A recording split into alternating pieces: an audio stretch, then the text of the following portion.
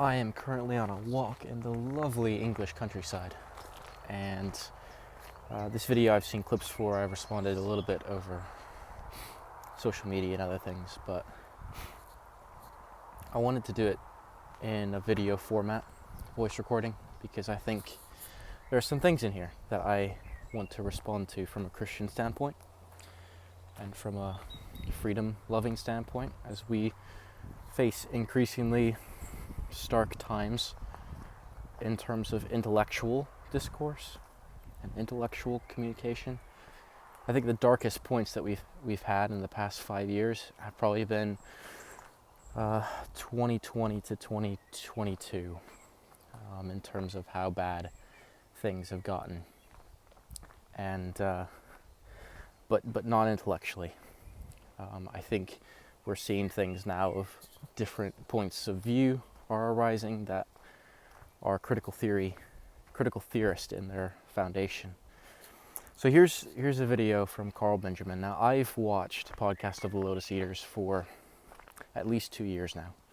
I've suggested it to people not just online, but in person. And so it's kind of saddening and disturbing that I have to disagree so much, especially with Carl Benjamin. But here we are. The woke right discourse is over. This was put out 3 days ago at the time of recording.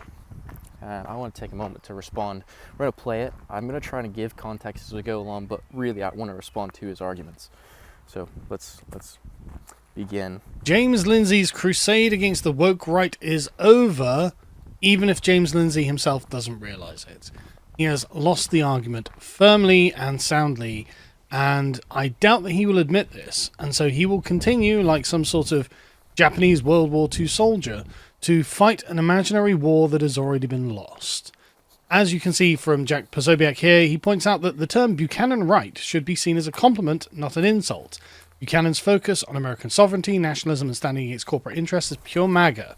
The H-1B debate was a prime example of the protection of American workers, so if anything, Buchanan was ahead of his time, and I think he's completely correct about this.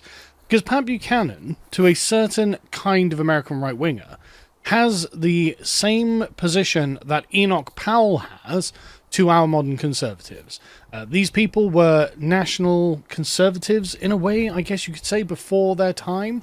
They were concerned about the people themselves and the country itself, and all of the things were extraneous. Like Enoch Powell had a great quote for this, saying, look, I would fight for this country even if it was communist. And Margaret Thatcher was taken aghast at this, because Margaret Thatcher was a liberal and Enoch Powell was a patriot. The country is... Okay, we're about to get into something here that is the big thing. James Lindsay was all over this for good reason, as well as others were. I think a few points I saw online were really good. I'm going to let him finish in a second, but just catch that. I would fight for this country, speaking of England, even if it was a communist country, i.e. totalitarian. Just hold that in mind. Also, the framing of Margaret Thatcher. Yeah, I'm not actually going to get into that. There are bigger points to be made. The country, even if it's got a communist government. Obviously, it's undesirable for the country to have a communist government. But if England is under communist rule and goes to war with, like, Nazi Germany or something, obviously I have to side with England, even if I don't like it and even if I want to overthrow the government. And okay, so this is getting to the heart of the issue, right? Priorities. Priorities, my nation comes first, even if my nation is a totalitarian cesspool. Is essentially what Carl Benjamin is saying. And I would just absolutely disagree completely. A nation is built, from a Christian perspective, talking about Romans 13, is built on the idea that human beings should be protected. It's specifically hearkening back to Genesis in Romans 13. So Romans 13, the government bears the sword for a reason. It's meant to protect the innocent and punish the evildoer. And that goes back to Genesis, where God says that the only just punishment, if somebody takes somebody else's life, the only just punishment for that is like retribution. Or not retribution, but consequence. The only thing as valuable as a human life is a human life. So if you take another human life, then the only right thing is to have your life taken. That's in the hands of the government. That's the way God has established things. Exodus 21, Exodus 22 get into more details on that, as well as other places in the Old Testament. But the point is, the government is there to protect individuals, individual life, individual liberty, individual property. It is all over Old Testament and into New Testament. It's not the Bible's main aim to talk about those things, but God has given us so many gifts in Scripture that inform good life, good politics, good governance. This is part of it. Carl, my question, I saw this on X, on Twitter. And it's a brilliant question. So 1984 by George Orwell. It's a totalitarian hell world, basically, where there are three military, factions, but there are two major ones in the novel. One is Oceania, and that covers England, the Americas, Australia, large portions of Africa. It's one alliance, one nation. And then you have basically Europe and Asia as Eurasia. So it's Oceania versus Eurasia, and Oceania is run by INSOC, is what it's called, and Big Brother is over it. And part of the point that Orwell makes in the book is the way that both of these totalitarian governments can remain in control of their citizenry and keep people down is because of the constant threat and constant distraction of war. So bombs fall all over the place. Everything's a disaster. There's fear. There's constant threat, and it's the way the government keeps people down is, well, it had to be better. It has to be better now, and it's a lot better here than it is over there, because if they come over here and conquer us, then it'll be a lot worse. And so nobody revolts because, well, of course, the threat of war, the threat of being conquered by something worse than, just like the worst totalitarian government that Orwell probably could have imagined, which I think was his objective.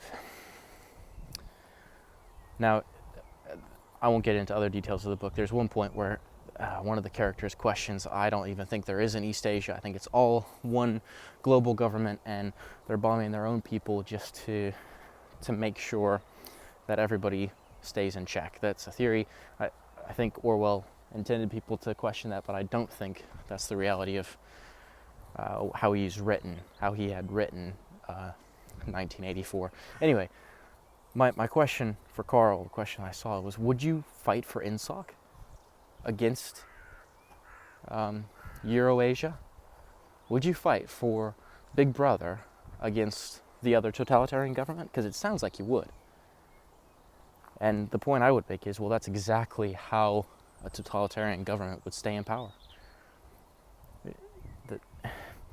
So, yeah, here we are. This is the arguments that we're facing, and it's as we'll see, I think it's collectivist, not a global collectivist, but a national collectivism, which is extremely dangerous.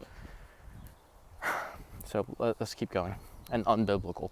This is the point that's being made by the right that believe in these kind of principles and who believe in the nature of the country being an association of relations, as in, like in the Aristotelian sense, founded on friendship and goodwill to one another, and the content and quality of the relations that we have with each other being the important thing, rather than adherence to the abstract ideological doctrine of liberalism and following the rules of the social contract.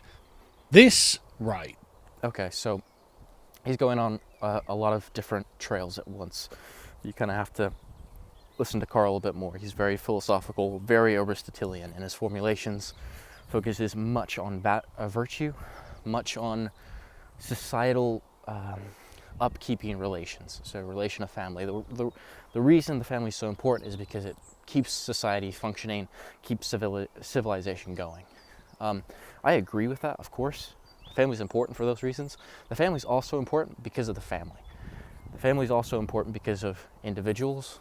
The family's also important because the family's the only way, the value of the family and the rightful place of the parents in authority over their own children is the thing that protects against totalitarian governments, right?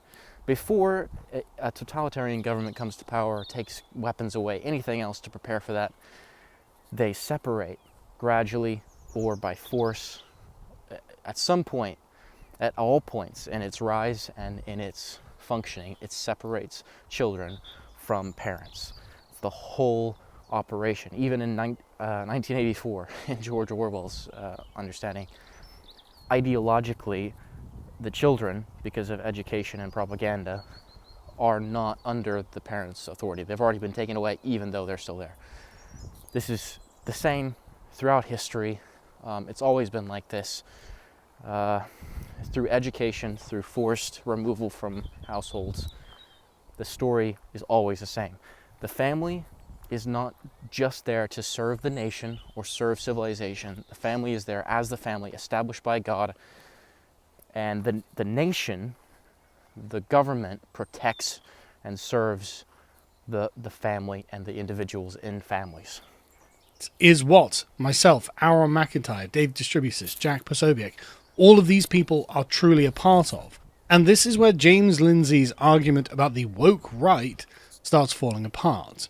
Because lots of people came out and said, well, hang on a second, Pat Buchanan was a great man, and I completely support him. And in fact, he was in all ways just a good patriotic American. And he wrote in many ways, I did a video calling him America's Last Prophet. Again, in the same way that Enoch Powell felt the same way about his own country. People pointed out that he predicted all of this long ago, again, just like Powell, and it has all come to pass. I mean, just look at this. All about us, we can see clearly now that the West is passing away. In a single century, all of the great houses of continental Europe fell. All the empires that ruled the world have vanished. Not one European nation, save Muslim Albania, has a birth rate that will enable it to survive through the century. As a share of world population, the peoples of Europe, European ancestry, have been shrinking for 3 generations. The character of every Western nation is being irredeemably altered as each undergoes an unresisted invasion from the Third World. We are slowly disappearing from the earth. Having lost the will to rule, Western man will be losing the will to live as a unique civilization as he fervently indulges in la dolce vita, with a yawning indifference as to who might inherit the earth he once ruled. Again, same point that Powell was making, and correct, right? Western man has become wedded to liberalism, the abstract universal ideology of the individual, rather than believing himself to be the bearer of a collective civilization that he and his countrymen carry into the future, and therefore have duties and obligations towards, rather than just rights and privileges derived from, which is all the liberal can think about. Okay, so this is the problem, okay? I'm conservative, I'm not liberal. I'm not this. This is not the conservatism of, say, a Rush Limbaugh who gave that speech at CPAC in 2009. Who basically went out and he said, when we look out at America, we don't see victim groups, we don't see collectives, we see one nation, America, united under the principles and beliefs that you can, under the protective framework of the Constitution, you can do whatever you want. You can, if you want to go out and start a business, you can. At one point, Rush says, if you want to destroy your life, we'll try and stop you, but in America, you can do that. So if that's liberal now, if that's liberal, then I guess that's what I am. I guess that's what every conservative at CPAC in 2009 was clapping for Rush Limbaugh, that movement that was going on. He says that Enoch Powell and Pat Buchanan, patriots, and by that, I assume he means that they prioritize their nation above themselves and above the people, above the idea of individualism in their country. I haven't read enough about either of them. I've heard a lot about them, but I've never read them. So I'm going to stay off of that issue and just go by what Carl says. The idea that, what do you say, a collective civilization, that we're the bearers of a collective civilization, is that it?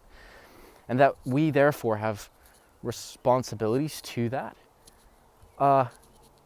Okay, in a certain sense, yes, that's how we should think of it, in terms of God has given the blessing of this civilization.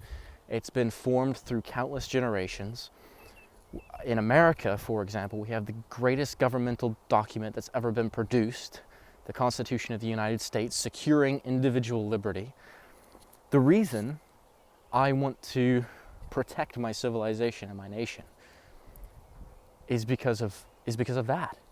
It's not a dismissal of, oh, liberty didn't work. That's ridiculous.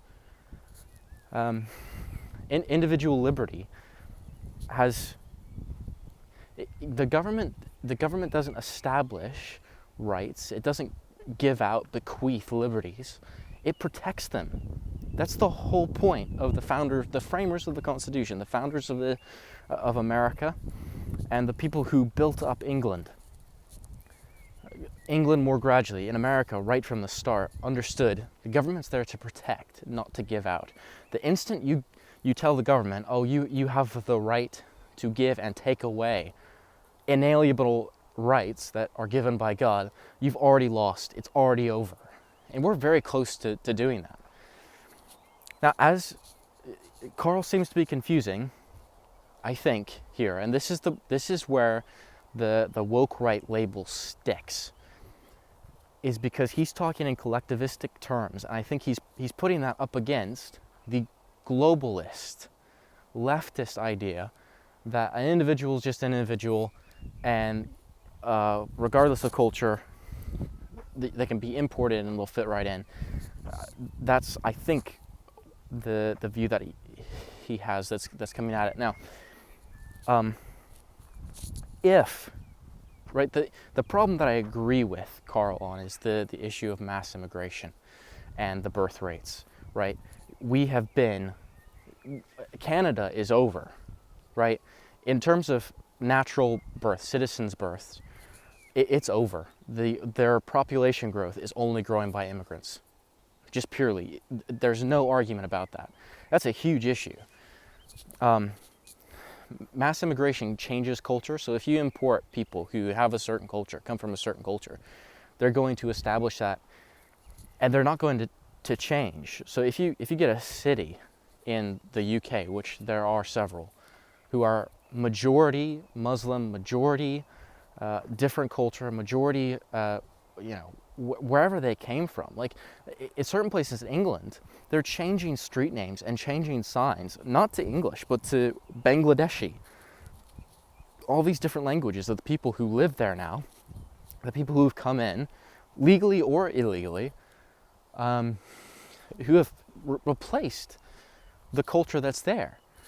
And this is the operation of multiculturalism. I've written about it before. I don't like it whatsoever. It doesn't make sense. It's not biblically loving. Of course, we value people as human beings, as I said as we started this, but not all cultures are the same. Not all cultures are equal. Not all cultures are compatible, which is why you have nations. And nations in the West, founded on individual liberty, are not compatible with cultures that have a fundamentally different principle set. Now, if those people from those countries who come over here change to put, hey, actually, we want to be living in the West, we want to adopt your fundamental principles, we want to live here, fantastic. But what you have now are people who coming in, and they're pushing. Again, this is where I agree with Carl. They're pushing their own cultures and the tearing down of the country that they've just moved into, whether it's Canada, England, the USA, France, etc. So he's exactly right here on that point. But the problem is Carl's changing now. Carl's changing his views on the fundamental principles of what what makes a nation, why a nation exists. Maybe I'm wrong. Maybe he's always held this. Maybe it's the Aristotelian influence along with the more downstream from Aristotle influences. I don't know, but I'm just going off of what I've listened to him for, again, at least 2 years, and what I'm listening to now in videos like this. All right, I've talked enough. Let's play more. And James has arrived at this point and brilliantly shown us how he was never talking about the things that he claimed to be talking about in the first place. So, as someone posts here from Patrick Buchanan quotes, I'm an economic nationalist. To me, the country becomes before the economy. And the economy exists for the people. I believe in free markets, but I do not worship them. In the proper hierarchy of things, it is the market that must be harnessed to work for man and not the other way around. Now, not a word of that is wrong. I completely agree with this. This is exactly how I feel about free markets. If they're useful for us, then we should use them. When they stop being useful, we should not use them. And a great example of this is, of course, in the European Union. The 4 pillars of the EU's membership and freedoms were, the freedom of goods, capital, services, and people. Well, that's actually not good for us. That actually damages the nation. But that is a commitment instead to an abstract liberal ideology that each person is fundamentally the same. Human beings are therefore fungible and replaceable, and ought to be in order to bolster the market. All right, so a couple problems with that. The last thing, that's not the leftist mentality, and that's proven by multiculturalism and the intersectionality, hegemony. The whole leftist framework is that the West should not exist because the West is oppressive, so individuals aren't equal. Carl, they're lying to you. Whoever's been telling you on the leftist side that this is what leftists believe is lying to you. If somebody on the right has been telling you this, they are lying to you, or they don't know. The leftist mentality for the past 2 decades plus in the neo-Marxist framework, since Mapping the Margins by Kimberly Crenshaw came out for sure, has been that people from the West are oppressive and they need to change, and people from the non-Western places need to be heard, need to be given spaces, need to be allowed to change everything because they are better. The leftists don't believe that everybody's equal. That's the problem. As a Christian, I believe everybody's equal, of equal value and dignity as created in the image of God. That does not mean that they're, to use Carl's phrase, equally virtuous. I would say more not coming from the same principles, same cultural influences, etc. And that's the problem. Now, free markets. Okay, just this. I am an economic nationalist. To me, the country comes before the economy. And the economy exists for the people, plural. I believe in free markets, but I do not worship them. In the proper hierarchy of things, it is the market that must be harnessed to work for man and not the other way around. And Carl says he believes in this. There's nothing wrong with that statement. The free markets are great as long as they're useful for us. Hold on, what's a free market? Please define that for me, because the opposite of a free market is where people exchange goods freely without coercion, right? That skipping aside tariffs, because the libertarians would argue no tariffs, and that's the free market, and they would look to Hong Kong as the prime example of that. Milton Friedman was all over this, and his argument is really strong. I think tariffs can have use, but in terms of free market, within a country, to ignore tariffs for a moment, within a country, a free market is the opposite of a centralized market, which is what you've had in Russia, it's what you've had in the Soviet Union, it's what you've had in China. It is a controlled, centralized market controlled by the government. Carl, if you're arguing against free markets, then you're arguing for a form of centralized government, centralized markets. That's not acceptable to me.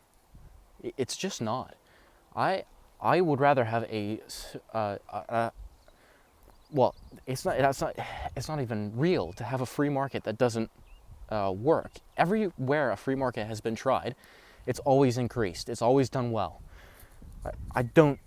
There's no example outside of a place where violence has come in from the outside to change it and to stomp it out, where a free market has failed, right? There's always other influences, natural disasters, wars, etc. But free markets do not fail.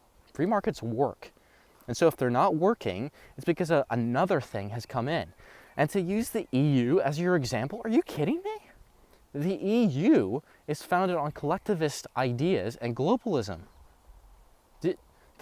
The idea that it was like freedom of, commerce, freedom of all these things, and then Carl says, well, that didn't work. No, actually, maybe they lied to you.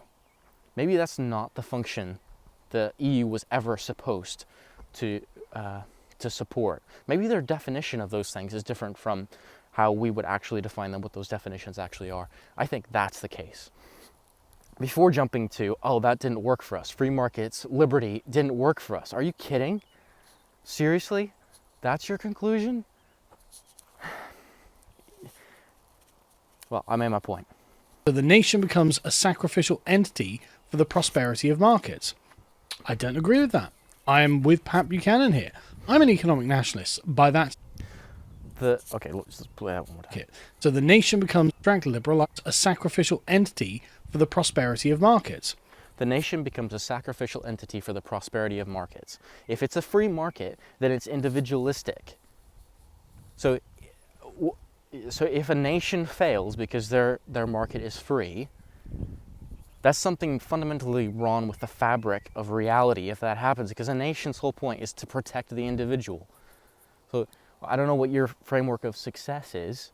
America's been a free market economy, and it's worked really well until you've got things like the 1930s, moving off the gold standard, the establishment of Keynesianism in America as the way of doing things. America grew greater than any other nation because of the free market.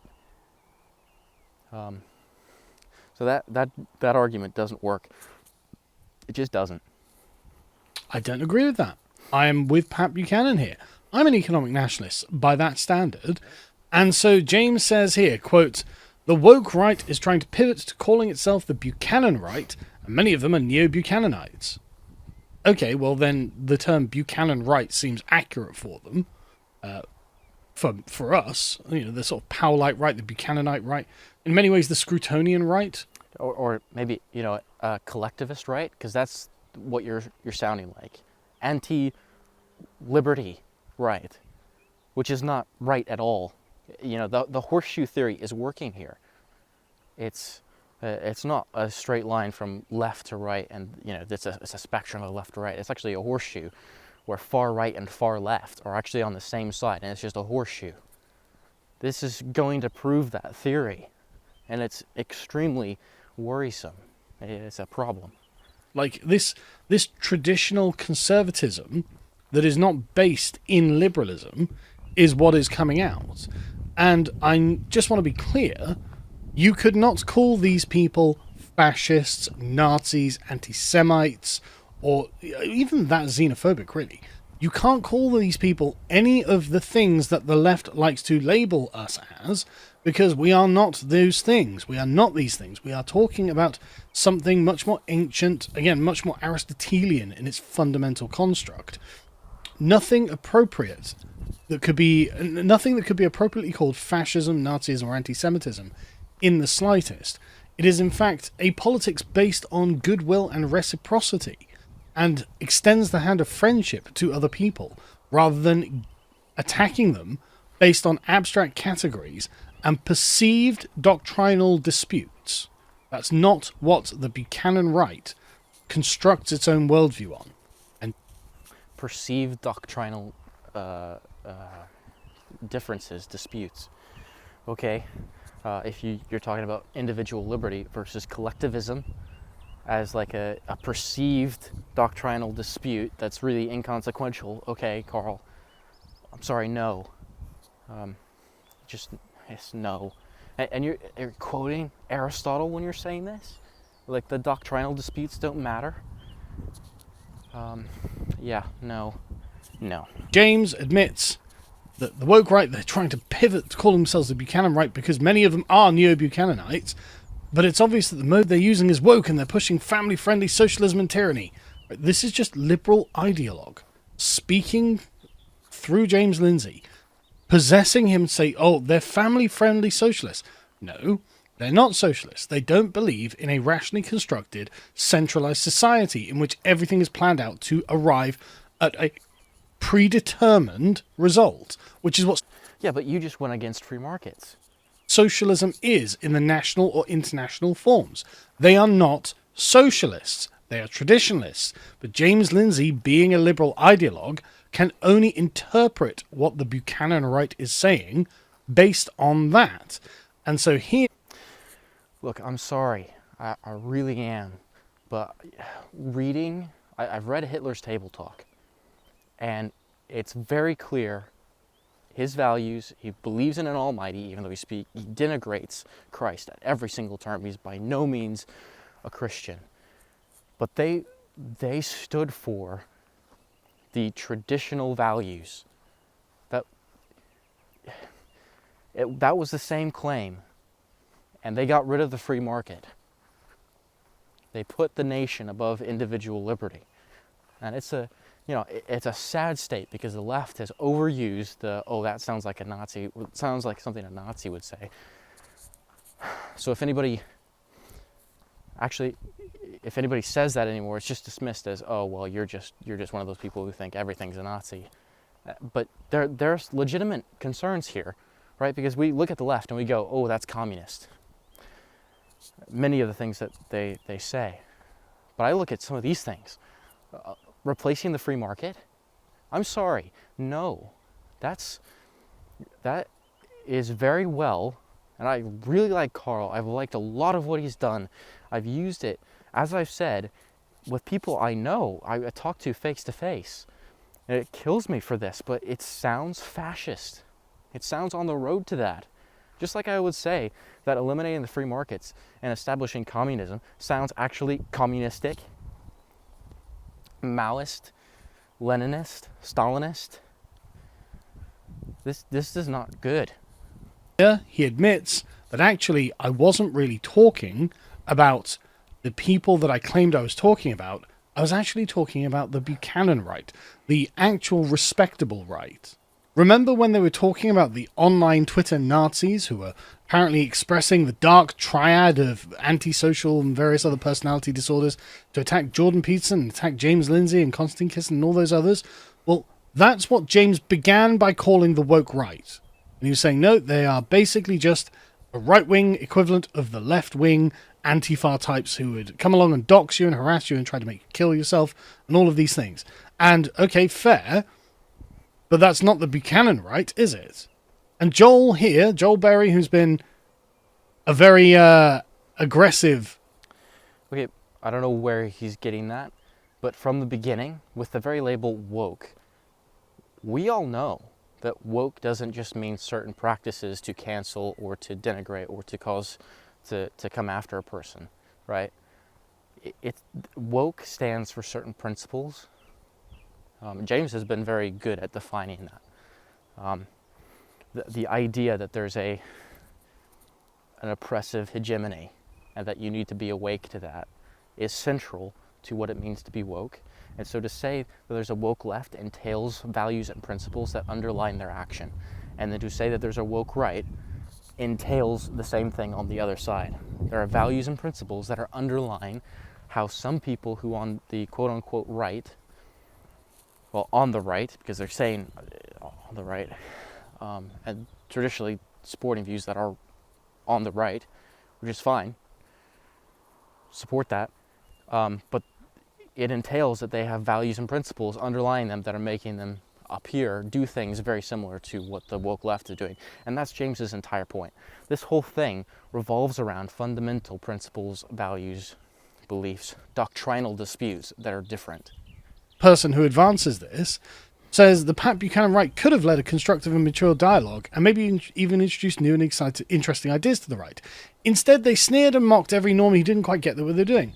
I mean, I don't know if that's true. I don't feel like I've sneered or mocked anyone. Okay, this is a good point because I've heard this everywhere and it's annoyed me. Normies and boomer. You're a boomer, you can't understand.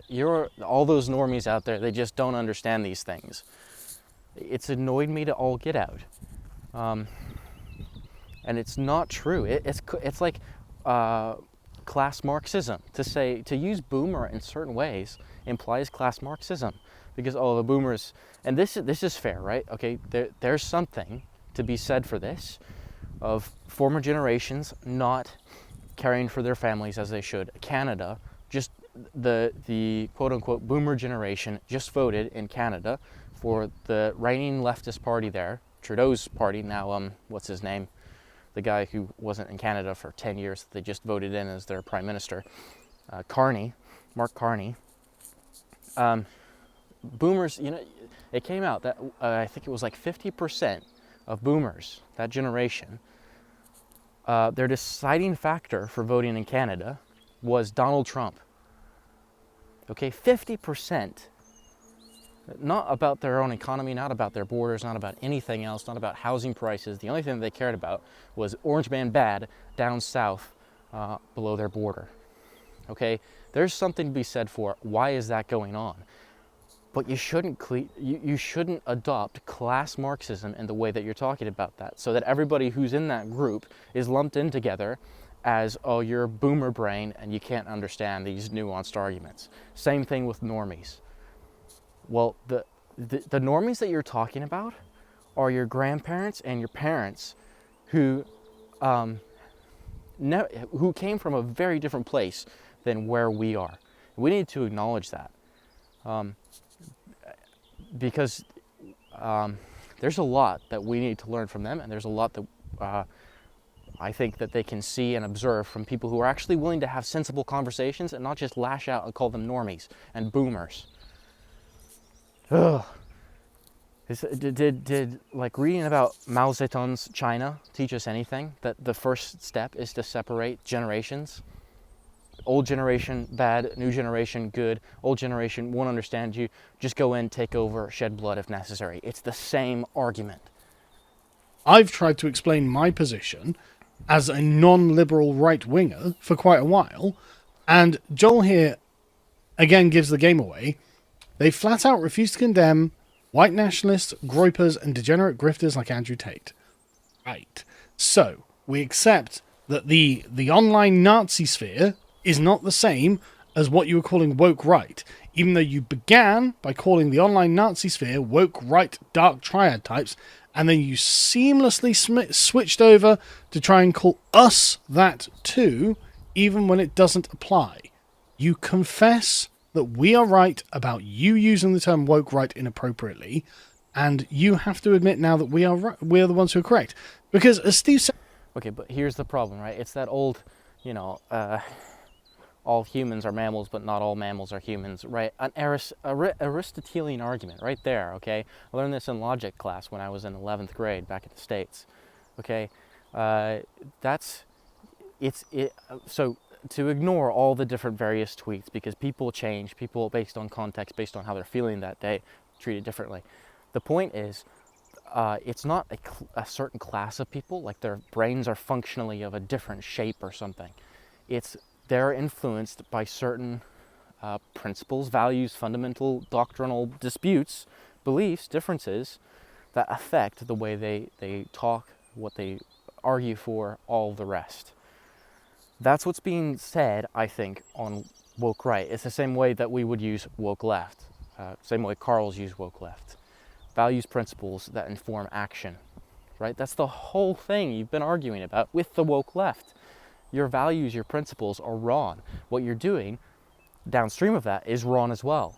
And that's what I think the point is from Joel, from Babylon Bee, and James Lindsay has been. Though not expressed super well at times, because they spend all their day, well, James Lindsay had a massive amount of time on Twitter, and not enough time, maybe not on Twitter, following some of his own advice to not participate in some things and just take some time off.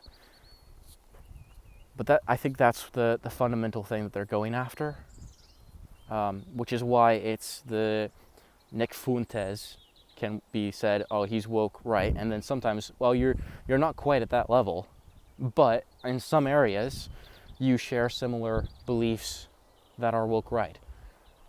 Yeah? That makes sense? I think so. Taylor points out here, and this is so completely true, right? Pat Buchanan, a kind, thoughtful friend, was one of the most personally popular people in Washington, D.C., and everyone except the most fervent neocons. That's why he was employed by liberal MSNBC for years. Lots of people in the business really liked him as a human being, because, of course, the Buchanan right, the traditional Scrutonian, Powellite right, concerns themselves with the civilization as built on a set of relations. And what we have a moral obligation to do is improve the relations that we have with one another. And so naturally this leads us to being personally very nice people. And I've had people saying this about myself. Look at the interaction and debate that I had with Narinder Kaur. We disagreed completely on the nature of politics, what it's for, what we're trying to do. However, I was, of course, lovely and polite to her, like I think I am to everyone who I meet in life, and she went away saying that. And then when Jess Phillips started attacking me for being a bad person for some reason, out of nowhere, she decided to come out and say, no, Carl was actually lovely, and this is not true at all. I don't know why she's saying this. And she didn't have to do that, especially given how I'm a political opponent of hers. But for the same sort of reason that Buchanan was employed by MSNBC, despite him being an extremely right-wing conservative and MSNBC being extremely liberal, they recognized that he was actually a kind person. And so the whole, dark triads, using anti-Semitism to gain power, whatever it is Peterson's saying here, that's inappropriately applied, and Joel admits that here. James admits that here. They admit that they have not been applying the appropriate label to what is calling itself now the Buchanan right. They have been smearing us. And again, you can see... Okay, so just to cut through some of that, right? Some of that I understand, but here's the issue, right? The relations. Society is built on fundamental relations, friendly relations, and that's what builds up society and keeps society running. As a Christian, I would look at it a fundamentally different way, in that God establishes individuals in relation with Him, families in relation with each other, and that is what builds up a civilization and for what a nation is needed to protect. A nation, as built on relations, so we need to keep the relations going for the sake of a nation. That's the problem. If that's what is being said, then we have an issue.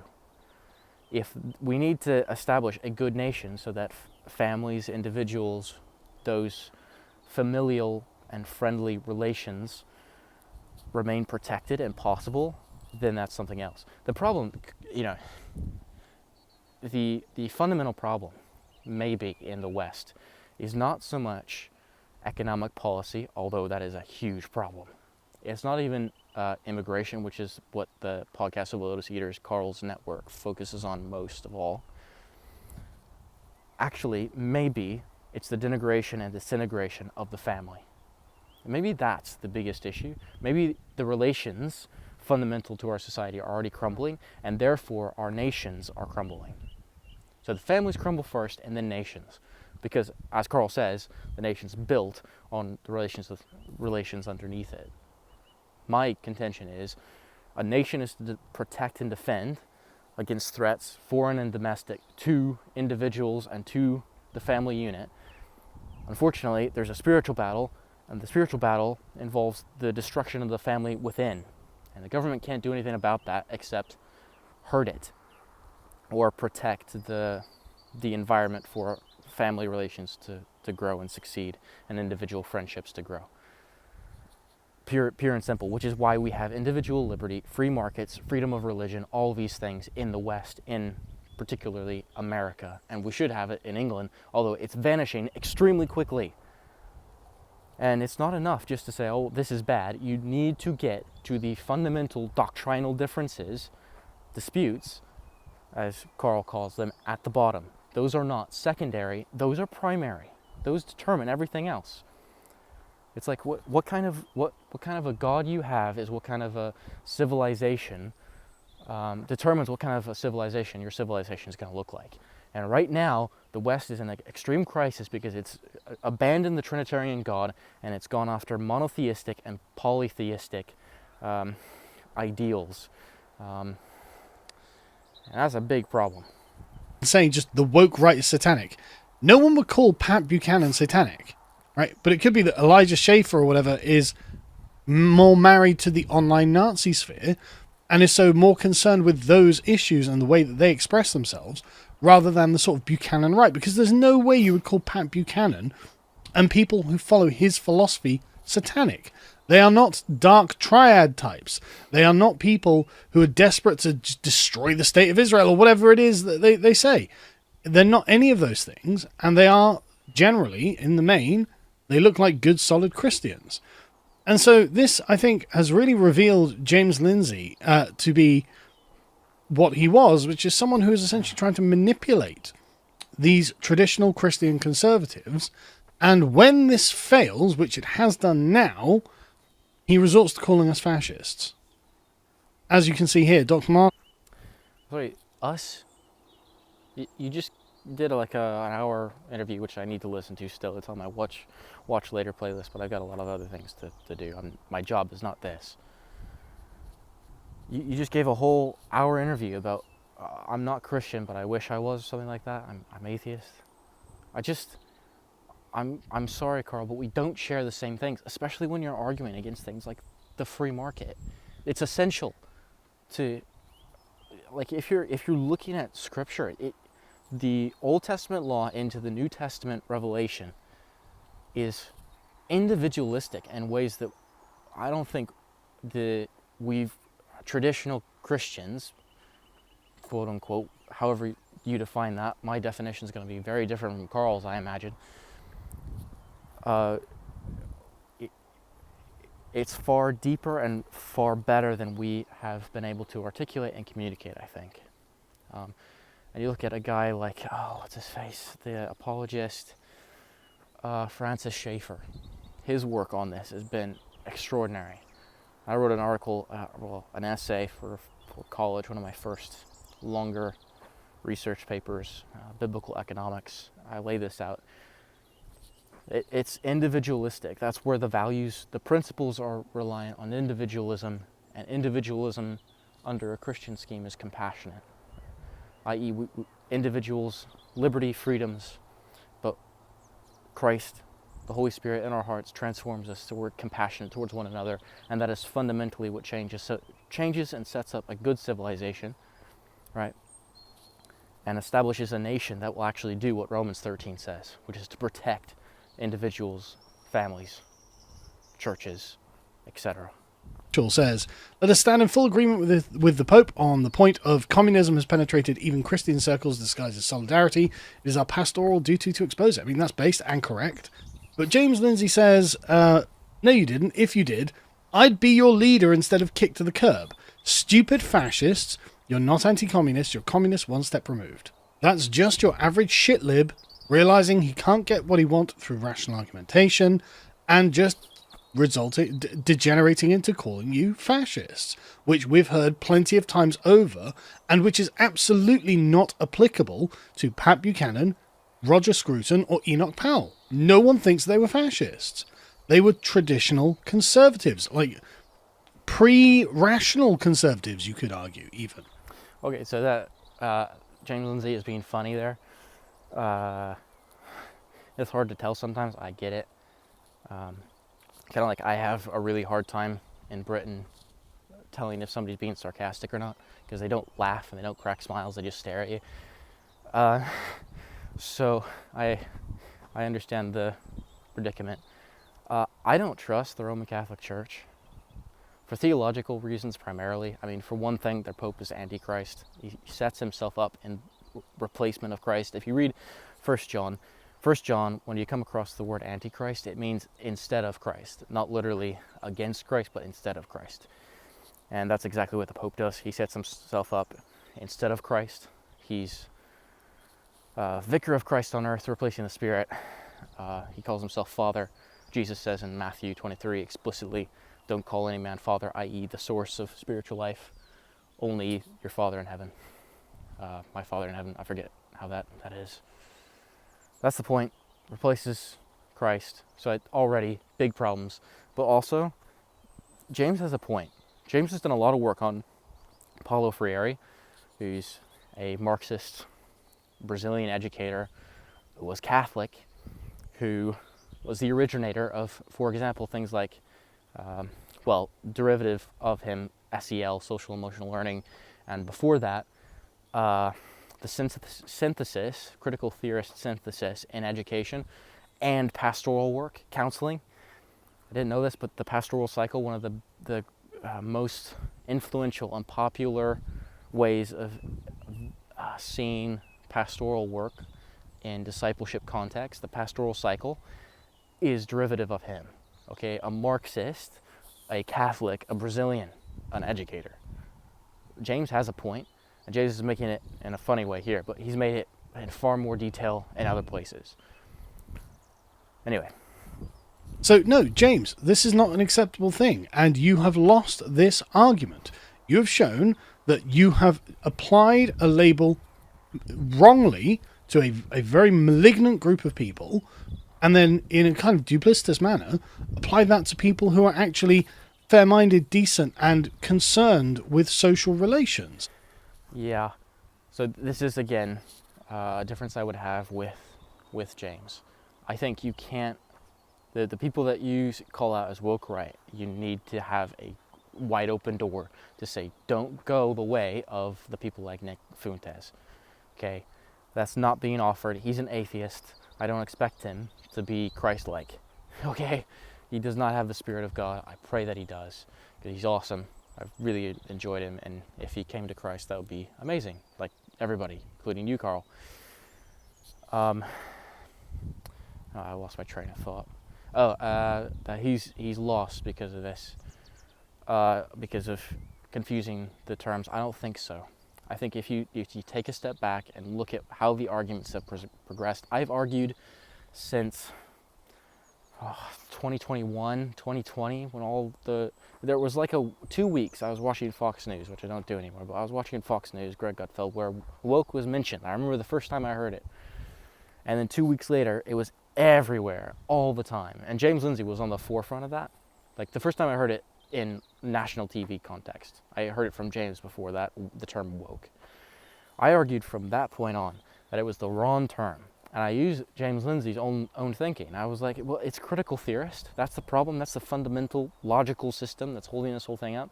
We should be calling that out, not the woke, which is downstream of the logical system, the theological logical system that's holding it all up, which is critical theory, that power is holding all things together and not Christ, which is the central problem of critical theory. Again, what kind of God you have, i.e. everything structured around power, is what you're going to be like, what your civilization is going to be like, and that's what we're seeing in the West with everything crumbling around us.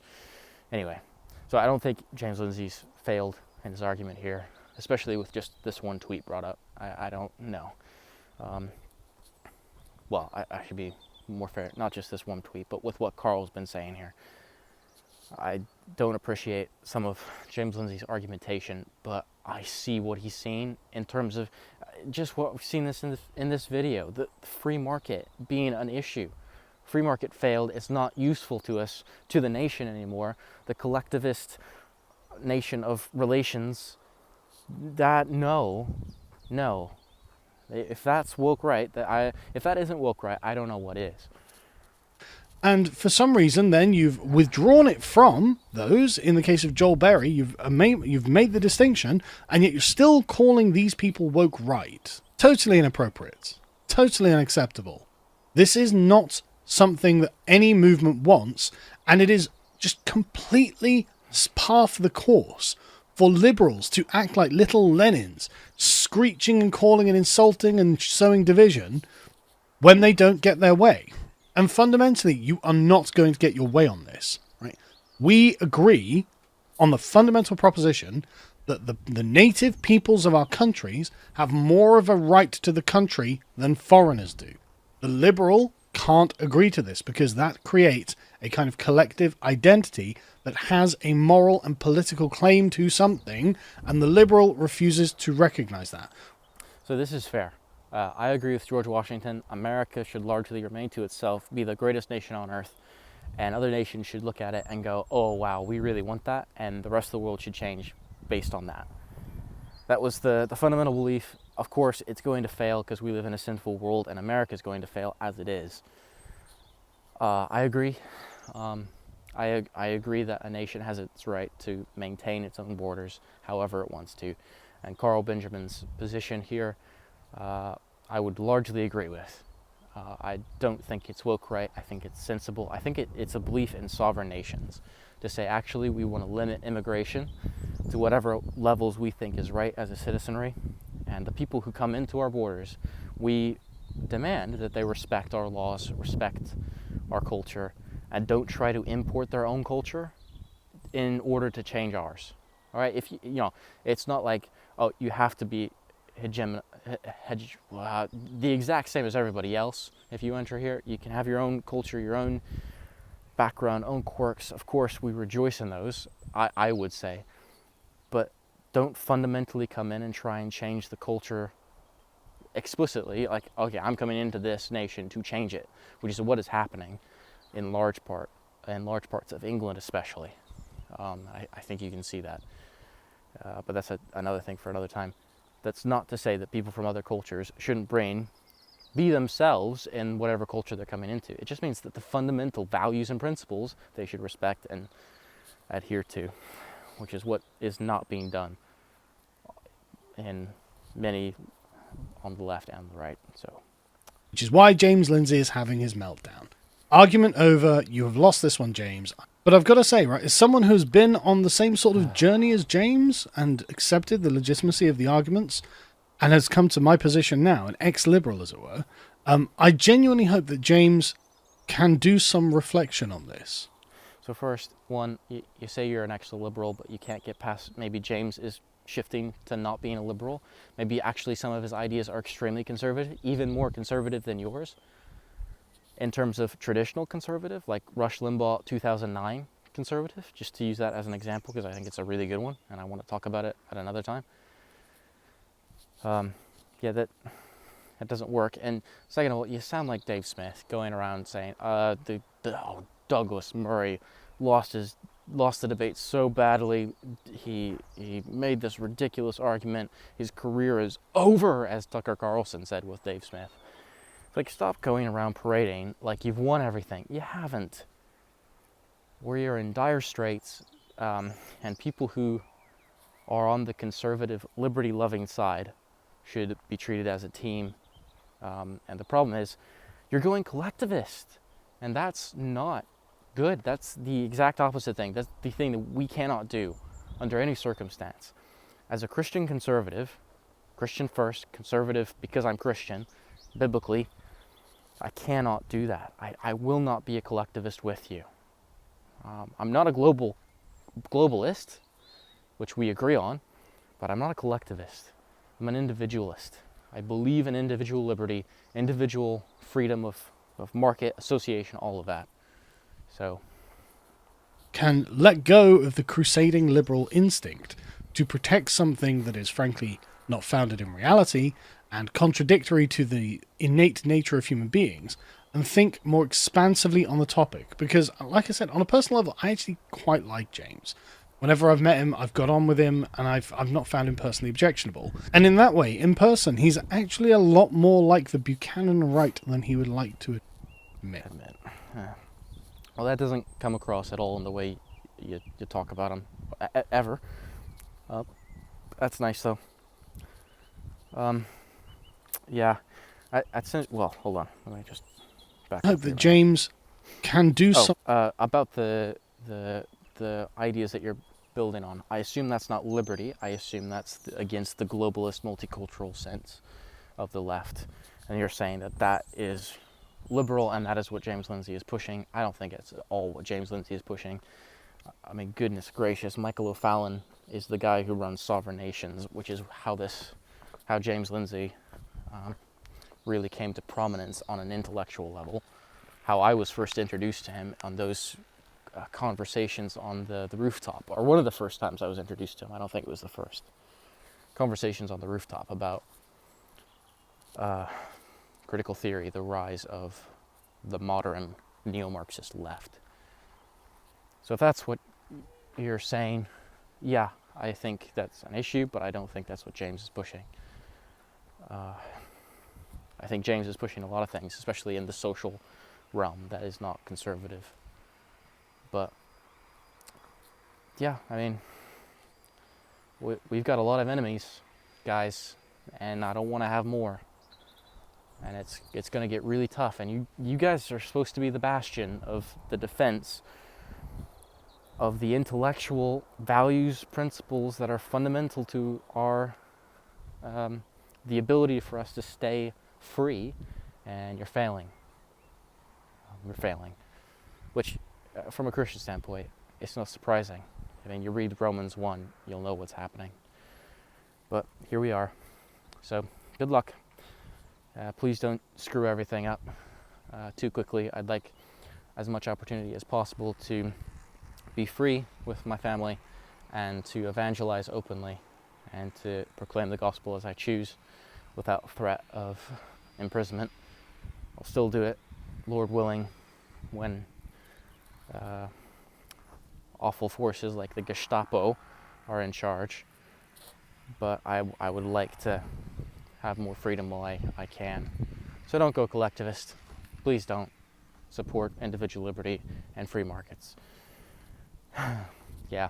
Oh yeah, got that out of my system. That's been going around in me for about a week. Thanks for listening if you chose to. I doubt many people will, but that's all right. I've enjoyed my little walk in the English countryside.